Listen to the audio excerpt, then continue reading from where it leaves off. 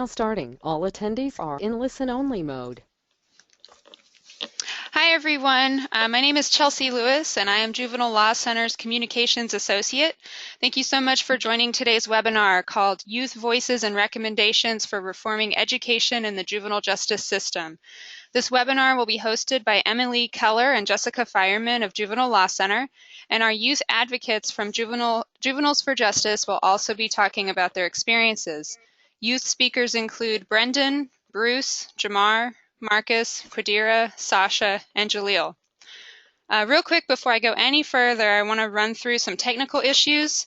If you're participating by phone today, your line will be muted during the entire webinar.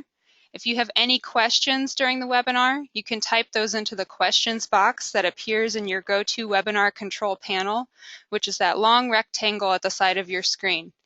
And is anybody having any audio issues at this time? If you can hear me just fine, please let me know in the questions box or the chat box.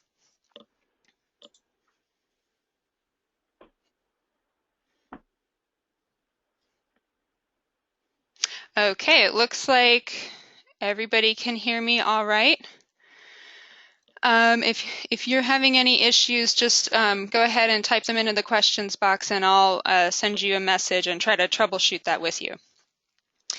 Okay, so we will try to save some time at the end of today's webinar to answer questions. Please note that all webinar materials, including the PowerPoint slides that we'll be referencing, will be sent to you in a follow-up email. We're also recording this webinar, and we will include the link to the recording in that follow-up email. These materials will also be posted to our website. So now I'm going to turn the webinar over to Emily and Jessica. Thank you so much. This is Emily Keller. I'm a staff attorney here at Juvenile Law Center, and we really appreciate this chance to talk to you and have our youth advocates share their experiences with you. So I'm going to be turning that over to the youth advocates soon, but we wanted to start with a quick poll to see who's actually on this call. So we're going to put up a quick poll, and if you can respond, we're just curious to see who's participating today. So we'll give you a few seconds.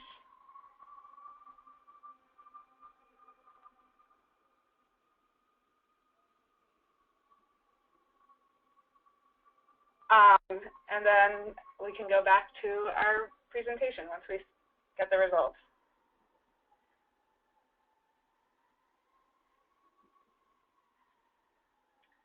Yeah, so I think we're back to the presentation.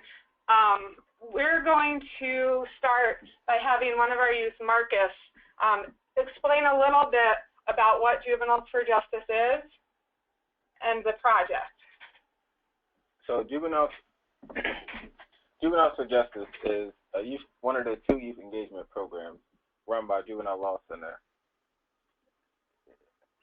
So we'll give you our apologies. It looks like we're having a little trouble making the slides click from one to the next. And in a few minutes, you'll get some pictures of our youth to give you a better sense of who's talking. But meanwhile, if Marcus, if you don't mind going ahead, just while we fix this, you can give a description of our project. Thanks.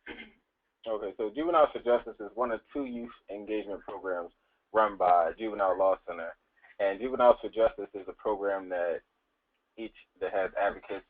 Each of us have had some type of history within the juvenile justice system, and each year we come together and use our experiences within the juvenile justice system to create a project to better the system for youth currently in the system.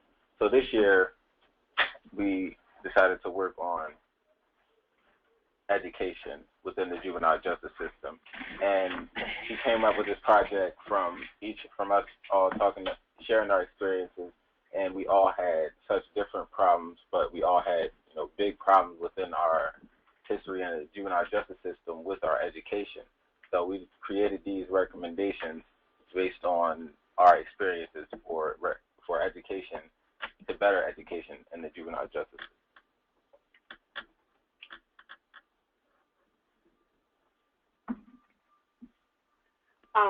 Okay, so the first recommendation was related to the problems that you've had with the lack of appropriate work in juvenile facilities. So Jaleel, can you start us off first by telling us a little bit about how old you were when you entered the juvenile system and how long you were in the system? I went into the system at the age of 15. I turned 16 there.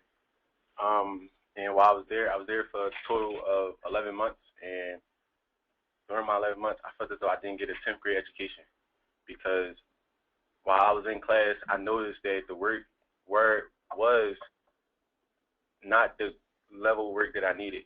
I needed 10th grade work, but I was getting 3rd grade work. If I turned the worksheet upside down, I could see that it said 10th grade mathematics. That set me back a lot. So now I'm struggling in school. And had to get back on track. It took me a while, but now I should be the 12th grader and be back on track next year during September. Great. Sorry, we're working through our technical difficulties. That was Jaleel who was just speaking. Next, Bruce, can you tell us again? Start off by saying how old you were when you were entered the juvenile system and how long you were in the system. Yes, I entered the juvenile justice system at age 15, and I was there until I was 17. Go ahead. And can you talk about the kind of work that you had when you were in the juvenile facilities? Yeah, during my stay in the juvenile justice facilities, I just felt like the work that was appointed to me wasn't the right work or the work of caliber student that I was. But it gave me a lot of busy work, crossword puzzles, just adding and subtraction. None of the work I received was really mind stimulating, and I just felt like if it was more mind stimulating, I may have been like ready for the next level. Whereas though me transitioning to regular school after placement. Thank you. So the second issue, I'm going to turn it over to Jessica to talk a little bit about some of their recommendations to improve the system for other youth. So this great group of youth sat down to think about that kind of problem of getting crossword puzzles or worksheets instead of something that would really push them to progress academically. And you can see here the recommendations that they've come up with and that are in their report. I just want to make a few additional comments about this. First of all, there are some state laws that require youth to receive educational services on par, whether they're inside a juvenile facility or outside. And so that's something to think about for those of you who may be able to affect policy change in your jurisdiction, that we can create this as a state mandate. Others have policies on assessments and making sure that we're meeting kids where they are and older youth where they are. And this can also be done at an agency level. So for those of you in a juvenile justice agency or a juvenile justice facility, there's a lot of innovative work going on around the country from the ground up to ensure that youth are getting good education. Great. So the next recommendation had to do with the educational resources, the classroom resources in juvenile facilities. And I'm going to turn it over to Jamar. And Jamar, again, can you just start by saying how old you were when you entered the juvenile justice system and how long you were there? I was 15 when I entered the juvenile justice system, and I stayed there for 2 years. And when it was time for me to do my work on the computers, because we had to do submit work on the computers, and when it was time for me to submit my work on the computers, the internet was started failing, and I couldn't submit my work that day. So I had to wait till the next day till the technicians come out and fix the internet, and the internet wouldn't be fixed in time, so I still wouldn't be able to submit my work. And when I was in the juvenile justice facility, we had to share books, and I couldn't get my work done because I either had to speed up my work to wait for my partner, or I had to slow down so he could wait for me. And back to Jessica. So the obvious recommendation is adequate resources. There should be good books. You shouldn't be waiting for pens and paper. You should be able to do your work when you're in a facility. But there's another recommendation that you've made around providing working technology. And one of the issues that we've heard about in the states is concerns about internet safety within facilities.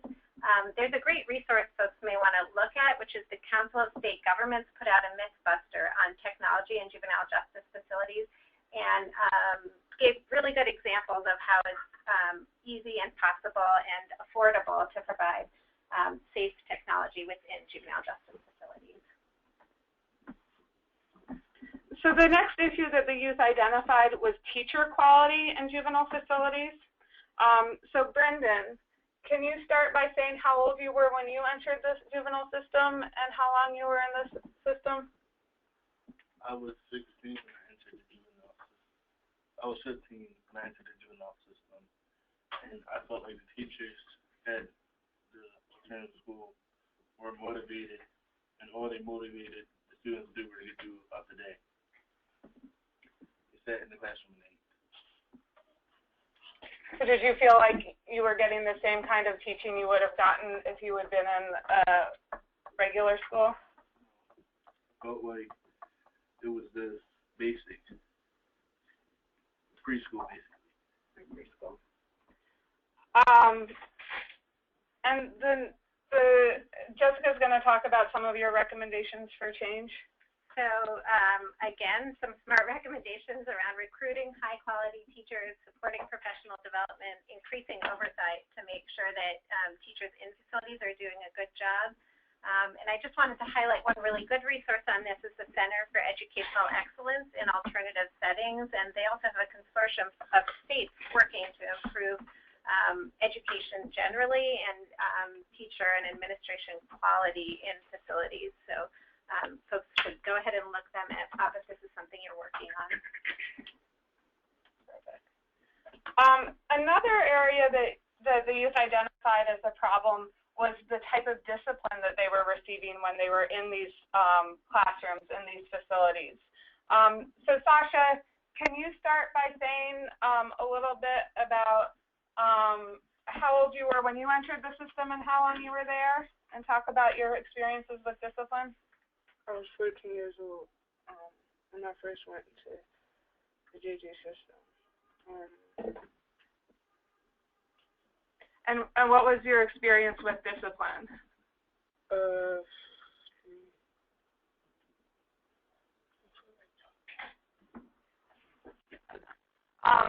We're going to move to Bruce, who's going to talk a little bit about his experiences. Yeah, during my stay in the juvenile justice system, I received discipline countless amounts of times for reasons from something as small as talking in class, and the discipline was like being restrained, slammed down on the ground, and being held on the ground for up to 10, 15 minutes or however long staff decide for you to be there. And like. So what would happen? Were you ever sent out of the classroom?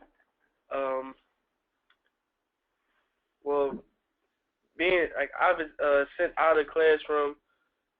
Well, it's two different facilities that I was at. I would leave one facility and be taken to a whole another facility for for a building called the Sanction Unit, where we would go if we would act up in a regular building, or if you had got restrained that week. They did a trip down there. They did a trip to the Sanction Unit every week, so that's where you would be sent for anywhere between 7, 30 days, 60 days, however long they feel like you should be sent away from the actual school building. And were you getting a high-quality education when you were sent away? During my stay at the Sanction Unit, we had no school. We would have something called school, but it wasn't actually school. We would just go in there, sit down, and, draw, write, or whatever they gave us to do. Keep busy. Perfect. So we've been getting some comments. This is Emily again. I know that there have been some technical difficulties with what's on the screen not matching up. Hopefully we've got it under control, but thank you guys all for your patience, and keep writing in if what you're seeing and hearing don't seem to make sense together. So we should be at the slide that says inappropriate discipline in juvenile facilities. And sorry, we're working from many locations right now. So keep going, keep going, keep going. And now you're seeing all the young people who've spoken. Keep going. Okay, and so Bruce and Sasha just spoke, and now we should be on the recommendations. Okay, so now we're caught up. Again, I apologize for the confusion. Hopefully now we're on track. So back to Jessica.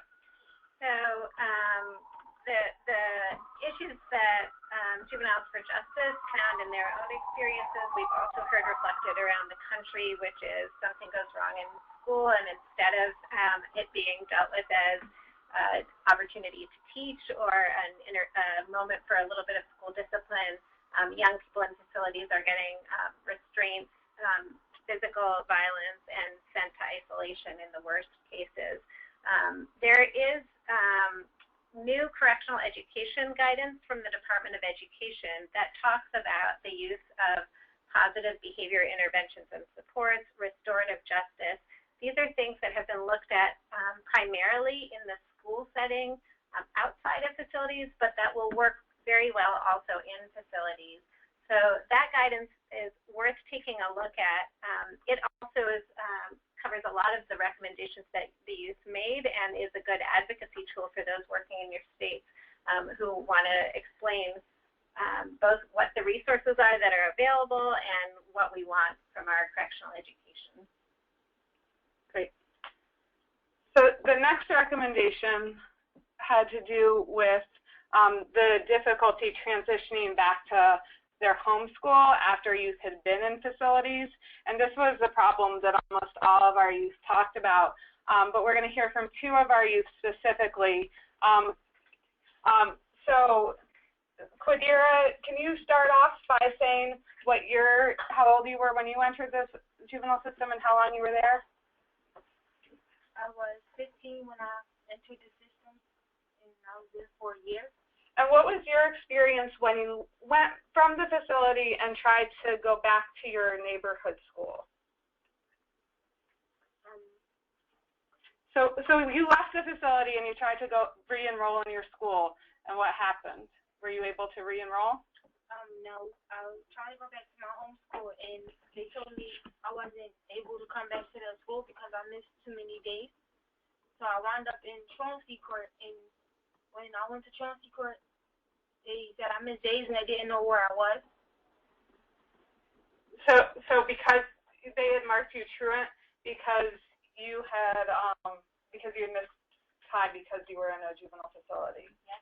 And how did that impact your education?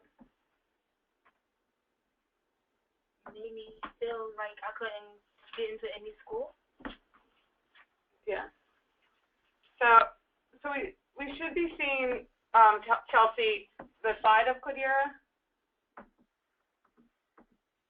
Okay, sorry. And then also, Jaleel, you had some difficulty transitioning back. So if we can move to the next slide. There we go. Can you talk about your experiences trying to go from a facility back to your home school?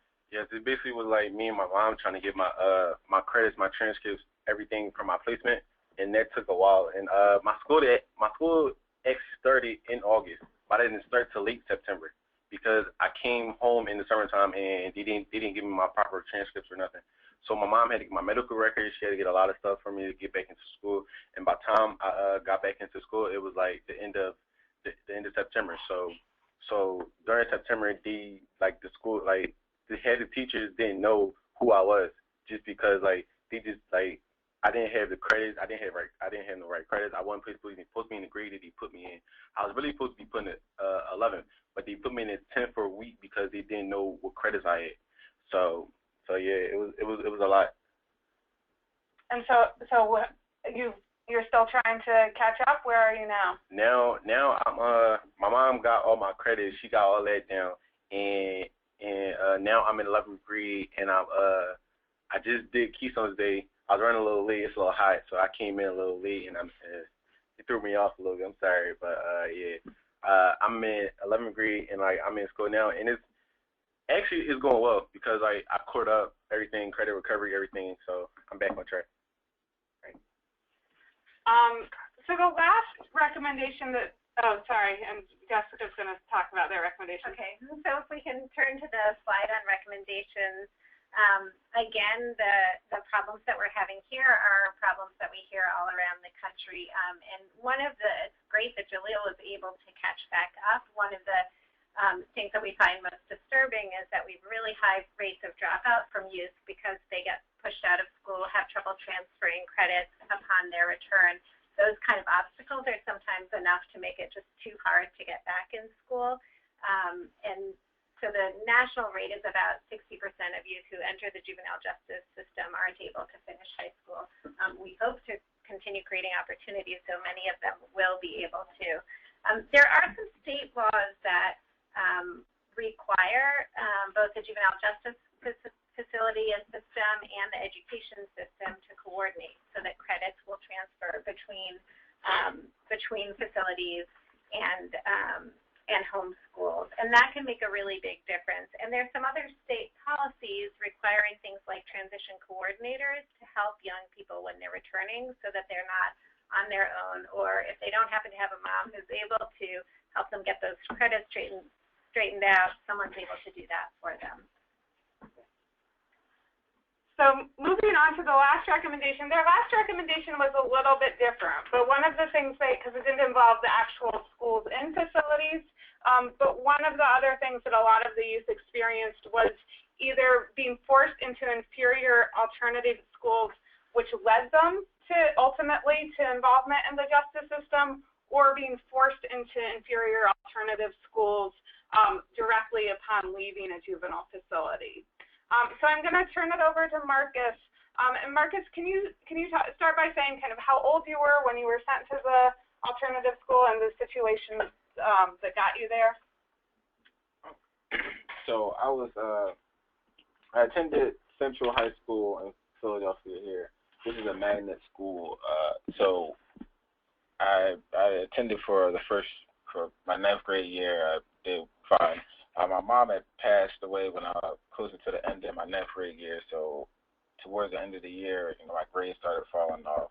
The next school year, 10th grade, first semester, I got all F's, so I was put on academic probation, and I got into a fight not too long after that, and this was the first, even though it was the first fight that I had in the school, I was expelled, and I was sent to,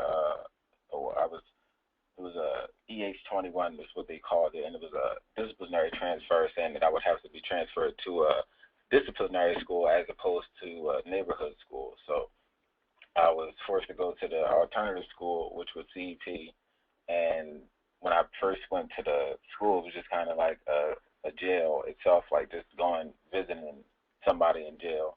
Like the school itself, you couldn't bring anything in there. You couldn't bring a book bag, pens, paper, pencils. You couldn't bring anything, but you couldn't bring anything but yourself, pretty much. And there wasn't any work.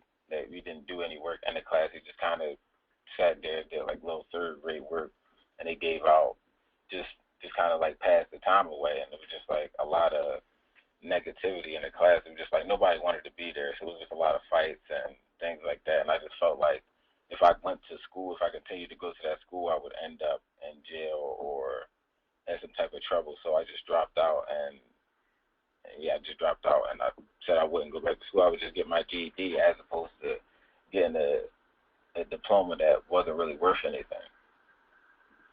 And so was there an opportunity for you to transition out of the school back into your home school? So you had to it was kind of like Mission Impossible. You would have to go 9 months in the school without getting into any type of fight or altercation or missing 3 days. You couldn't miss 3 days, non-consecutively or consecutively, and you couldn't get into any type of fight or altercation. So it was kind of like impossible to go to the school full of kids that don't want to I don't know, these aren't nice people, necessarily nice people. So even if somebody started a fight with you, both of y'all time would start over. So it was just like nobody, or especially me, or nobody that I knew, seen themselves getting out. Like everybody just was kind of like, you kind of stuck here once you go. It's like you can't. Nobody sees themselves going 9 miles in the school without getting into any type of altercation with anybody, because it just wasn't the nature of like how the place was. So we can talk a little bit now about the recommendations that came out of the experiences. The second two are really about this problem specific to alternative schools, which is there's no reason that an alternative school has to provide lower level education, that those schools too should give young people an opportunity to learn, but also there should be really meaningful opportunities to transition out so that you don't feel like you're stuck in a loop and can't get out of that alternative education and back into a regular school. The other recommendations are really about the discipline that pushes young people from regular school to an alternative or disciplinary setting. So eliminating zero tolerance policies, and this is something that we're starting to see more around the country as well, which is for a long time folks said anytime something happens, we're going to suspend or expel. That the research suggests that doesn't actually work very well, and it's also not applied fairly on the basis of race. So a lot of jurisdictions now are working at keeping school discipline issues in the schools and resolving them there. And even setting up protocols so that nonviolent offenses won't go out of school, or that certain types of problems will have to be handled in the school. And then requiring formal hearings before placement in alternative schools. I think that's both placement from school, but also from a juvenile justice facility. We've heard problems, and we've actually had problems historically here about young people being sent straight to an alternative school from a juvenile justice facility instead of back to their home school. And there's some litigation on that, what that Juvenile Law Center has done, that it's a violation of young people's due process to send them straight to alternative schools. So there are opportunities for approaching this problem differently as well. Great. So I think next we're going to open it up for some questions. And we're actually going to go, please, if you have questions, some of you have been typing them in, please keep typing them in. We're actually going to go to the next slide that has everyone's faces and names, and I'll try to be clear about who's talking. One of the general questions that came in when one of the young people was talking was what state the youth were in, and all of the youth were sent to juvenile facilities in Pennsylvania. All of these youth are based here where we are in Pennsylvania. But then we had a few other specific questions.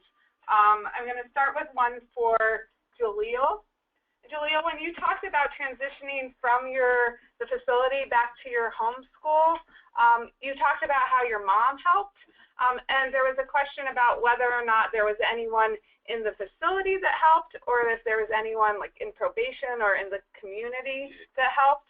No, it was just basically me and my mom. My mom just had to call up to the placement in she called the main building. In the main building, it took the main building about a week or two to send the papers out.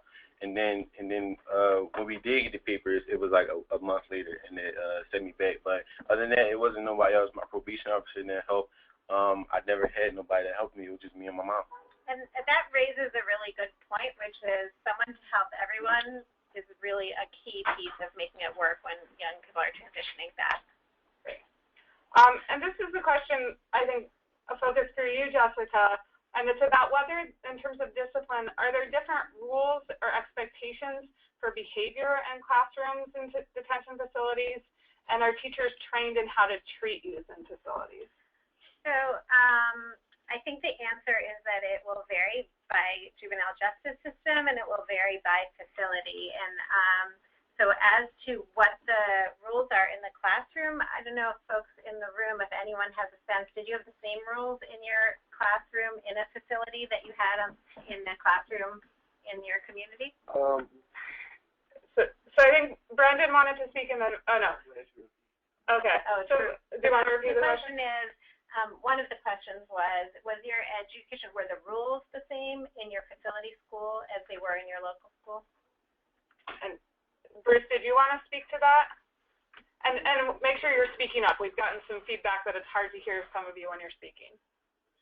I mean, I'm pretty sure like expectations would have been the same as far as how to act in a classroom setting, but since the emplacement, like the curriculum, is nothing to be focused in on, the youth don't tend to act as they would in a regular classroom. Okay, so the expectations of sit in your seat, pay attention to the lesson, that would have been the same, but the environment is very different. Yes. Did you want to, Brendan? So this is Brendan.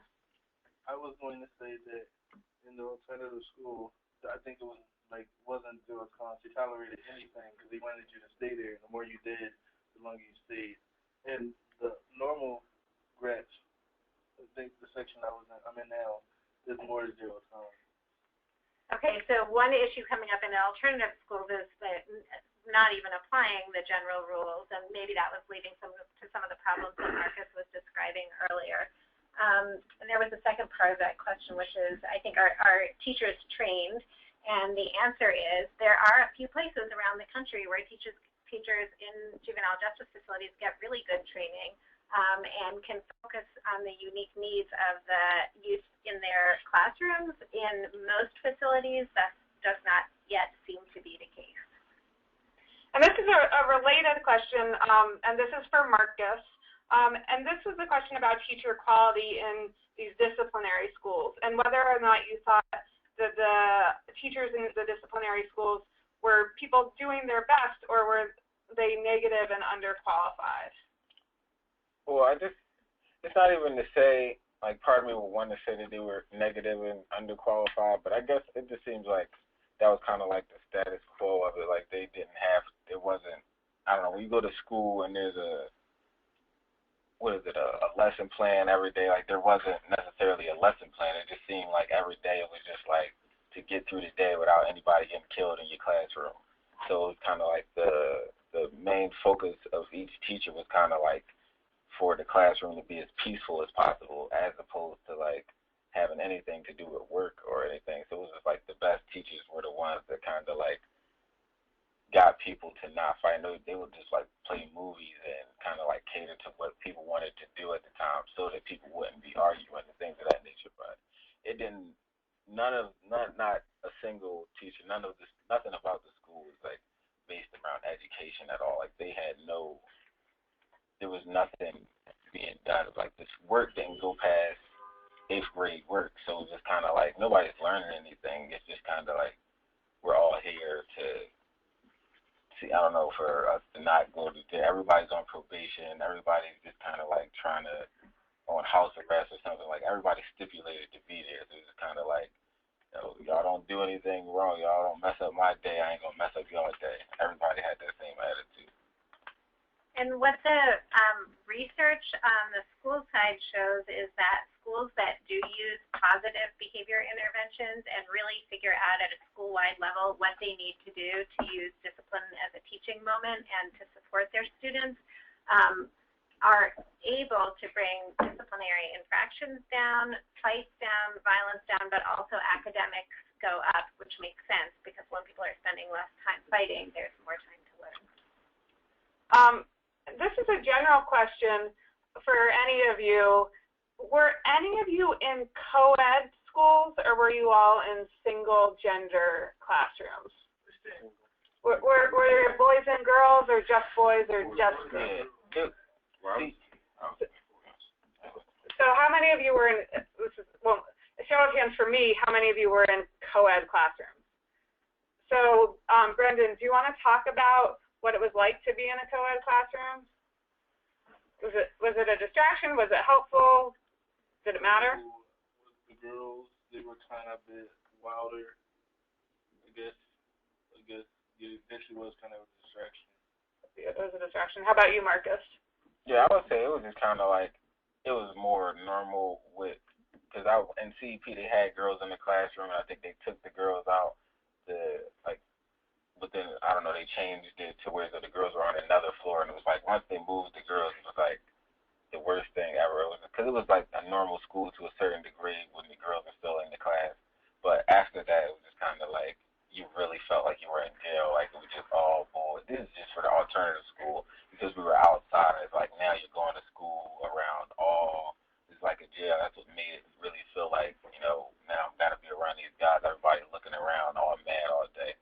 pretty sure that's probably what led to like the school kind of going under, because the school is closed now. So it's just kind of like from that it kind of got worse and worse until the school ultimately closed. So. And I think, Brendan, when you were talking about your experience, you were talking about in a disciplinary school as well? Yeah. So both of the places where it was co-ed were in these alternative disciplinary schools. Not going to happen. Right, it's not in the facilities. So one question, were any of you able to, or did any of you tell your lawyers, your attorneys, about your poor education? Julio? Like when my PO came to see me and he asked me how I'm doing in school, and he looked at my grades from when I was at home and he looked at my grades from when I was a policeman. He said in placement it looked like I was really learning things. And then I explained to him that it was like impossible, like for me not to learn anything, because like it's so easy, and it's like you gotta do it. It's either like you in a classroom, like you in a whole facility full of boys, and then all you see around you is that everybody going to school, everybody doing good in school, everybody think they learning something. So that's what you're gonna do. You're gonna follow the same path. You're gonna do the work. You're gonna go to school. You're gonna do everything they ask you to do. But you're really not learning nothing. You're just doing a recap of what you did, like in elementary school, middle school, or whatever. Yeah. And just for the audience, I think around the room, it seems like people didn't have good experiences or didn't talk to their attorneys about this.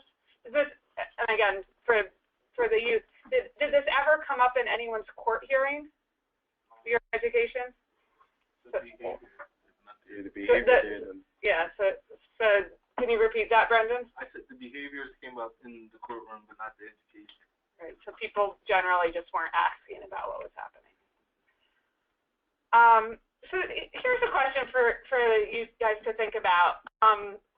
What were some positive aspects of your education while you were in the juvenile system? Brendan again. Well, I was, of course, on honor roll for periods, those marching periods. You were on honor roll? I'm still on it, too. Yeah. You were on honor roll? So you guys were doing well in these classes?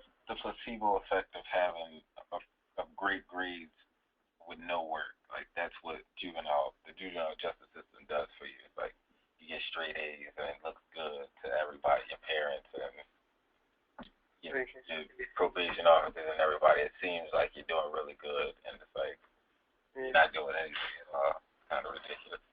And Bruce, did you want to add to that? Yeah, I was going to say the same exact thing he said. They give us, below grade level work, knowing that we could, knock it out so easily. And on top of that, a lot of the time we're given the answer, so it's like we're going to get A's and B's, and then our probation officer is going to say, oh, he's doing good, he's learning. It's just going to seem like we're doing a lot, when in reality, the work is mediocre, and it might not be anything. You might not be learning anything at all. You might just be, doing a crossword puzzle, or reading, or something like that. So it's kind of a mixture of, it was positive because in terms of how you were doing, you were feeling good about yourself, but it sounds like it was also negative because it wasn't really preparing you academically for what was coming next. And another question that was asked was whether or not you got to choose any of your classes. Were there options to do either extracurriculum or like art or music or special, vocational education that you could choose? So Sasha's going to talk about that. It was more based on like they was preparing us for the outside world, like with jobs and stuff, teaching us how to fill out job applications and like applying for like getting a house and stuff like that. So they spent some school time kind of giving you actual like job skills, life skills. Yeah, for the graduates. Mhm. But life skills. This is Bruce. the life skills was actually one of the classes I had to take in placement. And it was basically like each day our life skills teacher came in. You know, we get a worksheet that we had to like read over, or you know, and then answer the question. And it'll probably be about 7 to 10 questions. Nothing major, but it's just a life skills class. So we read over packets. And you know, just to get it done, our teacher would just give us the answers anyway. So it was something we could easily do in 15 minutes. Did you ever have guest speakers come in from the community?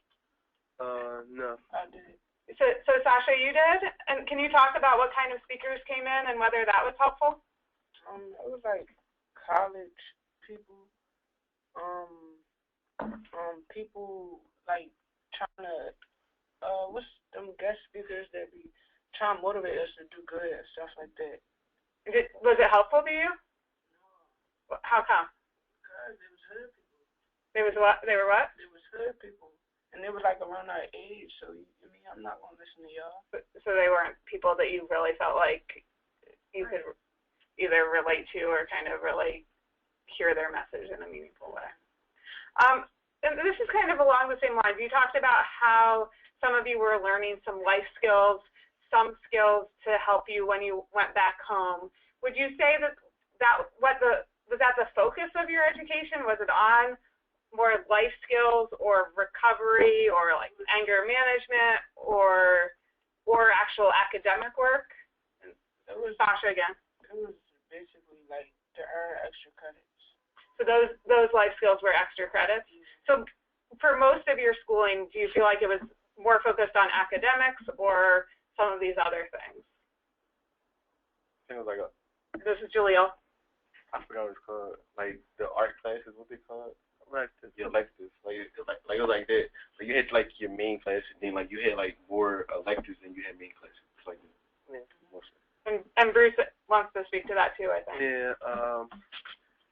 They give you a lot of electives in placement as far as, well, they'll probably give you a reading class, maybe a math class, but majority of the classes are going to be electives. Like, and they might give you a science class, but it'll probably just be, you know, biology. It wouldn't be like as far as like going into the chemicals and doing projects and things like that. It'd just be a worksheet. The teacher come around with a book, probably got 1 million copies of one page, and you know, we'll go over it like that. And I think this is related to some of the other issues, because Bruce, you can talk a little bit about the fact that because of all the electives, how that impacted your ability to graduate and the number of credits you needed. Yeah, in the Philadelphia school system, we need 22.3 credits to graduate, and I graduated with 29 credits at the end of my 12th grade year, and transitioning back into public school from placement. I was before I entered the juvenile justice system, I was in 10th grade, and by the time I left the juvenile justice system, I was in 12th grade, but coming back to Philadelphia, I was back in the 10th grade because they didn't have any record of me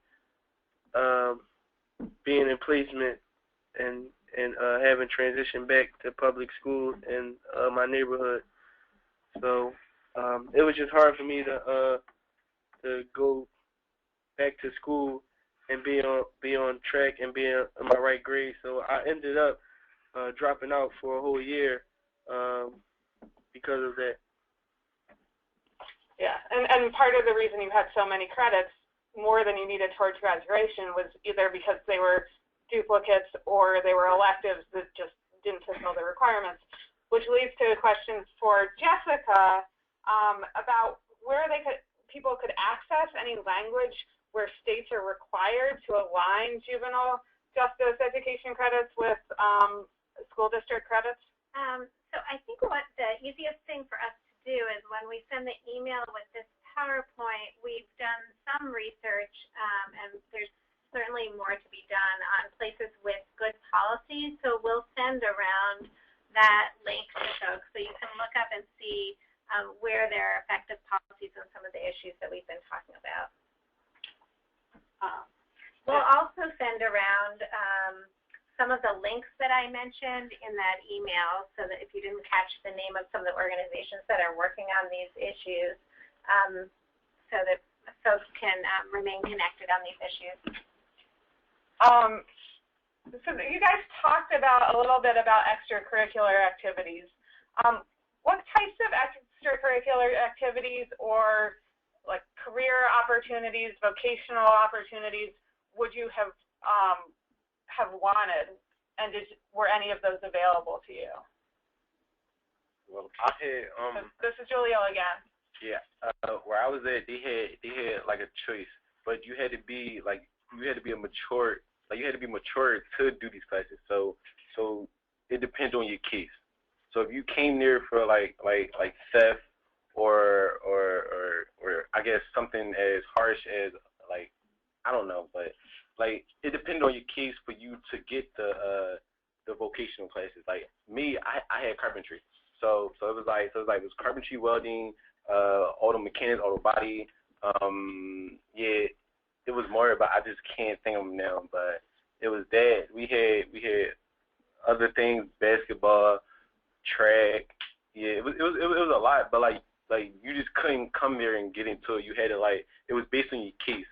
Like if you had a good case, like I guess if your case wasn't that severe, then you could have you would participate in like other things while you was there.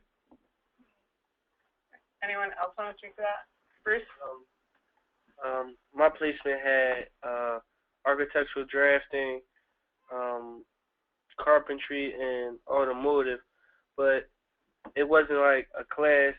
Industrial arts staff would come around. The people that fixed up the building, they'd come around and get a few students, maybe 6 or 7 students, and just take them around, and they'll be with that person for a little while before they have to go back to their floors or the weekends or whenever industrial arts came to get the students. It wasn't like a class all the students could take or you could sign up for. It was just a few students that staff picked out to go to the industrial arts, or students that talk to industrial arts people. It wasn't a whole thing where anybody could sign up for the class. And Jabbar, did you have vocational education or training while you were in a facility? I was in a facility. I took automotive. And was that something you got to choose specifically? Yeah, I had to choose between 3 shops, but it was a lot of shops, so I had to choose like 3 shops, and whatever one that I got accepted to, I had to go and do that shop. Great. So we have another question about where the youth advocates had already spoken and shared their recommendations. So I can just let folks know that the youth traveled to Washington, D.C. and met with staffers of several senators and a congressman, and also spoke to a group of policymakers of the Department of Education and the Department of Justice. And so they're sharing their recommendations with important policymakers, with everyone who's on this call, and also have met with city officials in Philadelphia, the commissioner of the Department of Human Services, to share their ideas and their experiences. And we're hoping to continue to share their recommendations through that sort of opportunity. So, Jessica, even when the youth were asked for positive experiences, those were negative. And so what's the culprit of all these poor school conditions? Is it the fault of the states, the counties, federal government, and where does policy change have to happen? I think policy change has to happen at all of those levels, which is one of the reasons it was so great that the Juveniles for Justice was able to speak with federal policymakers and also has been able to speak at the local level. And actually at the federal level, there's a lot happening right now that's relevant. There's the Elementary and Secondary Education Act, so education law, which is currently being negotiated. So there's some opportunities there to address the kinds of issues that our youth are raising. There's also the Juvenile Justice and Delinquency Prevention Act that governs juvenile justice. So that's also being negotiated right now and potentially up for reauthorization. So those are two big federal opportunities to make a difference. The kinds of things that can happen in federal law is establishing standards and ensuring funding for high quality education. But the federal government wouldn't solve the problem on its own. Each state needs to make a decision to make this a priority. And within individual facilities, there are also a lot of opportunities for reform. So I think the answer is the culprit is on many levels, and also the solution is on many levels.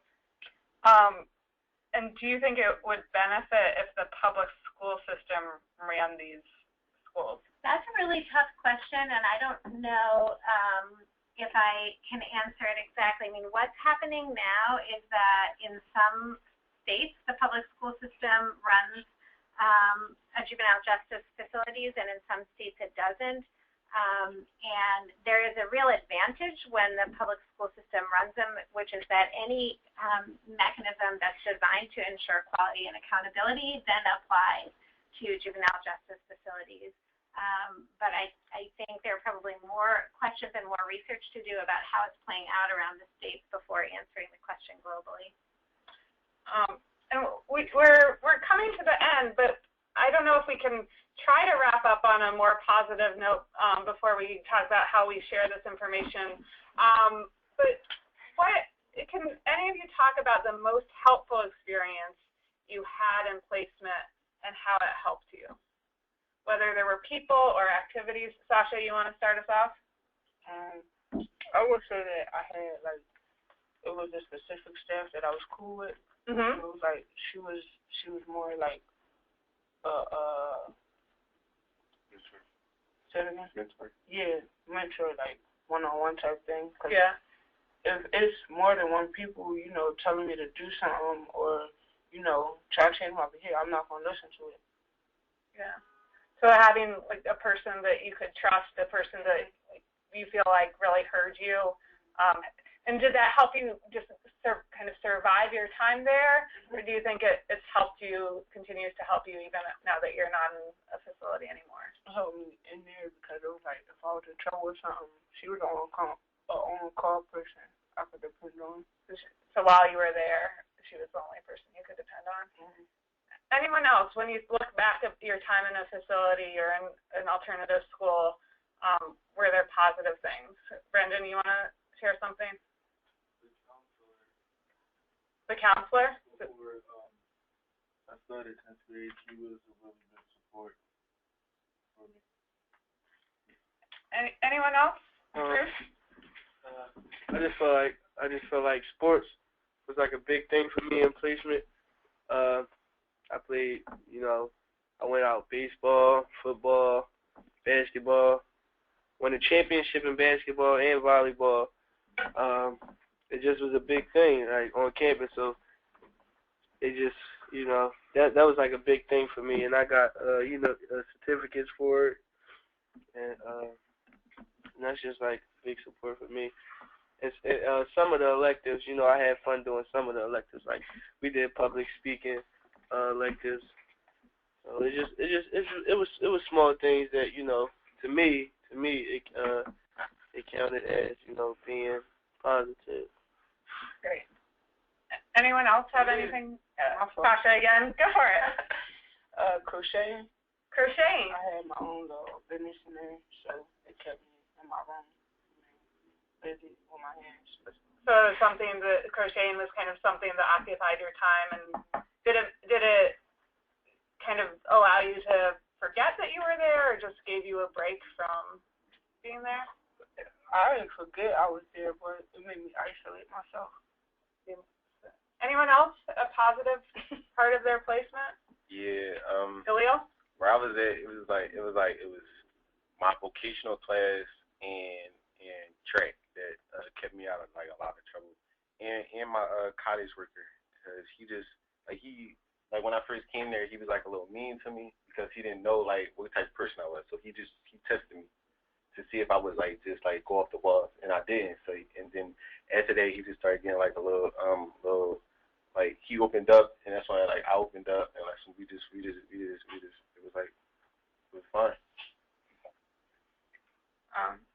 Well, we're pretty much out of time, and I know that there were some questions that we didn't get a chance to ask, but we're gonna put up our contact information. There we go. So, and one of the questions had to do with kind of connecting with some of our youth, or talking about kind of how we created this program.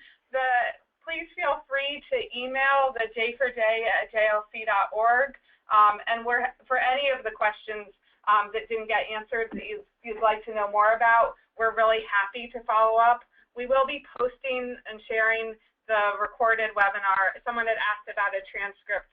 There won't be a full transcript, but we're really happy to talk to people both more substantively about the issues, about the youth's experiences, and about this program in general. And Jessica, do you want to talk about the listserv that's there?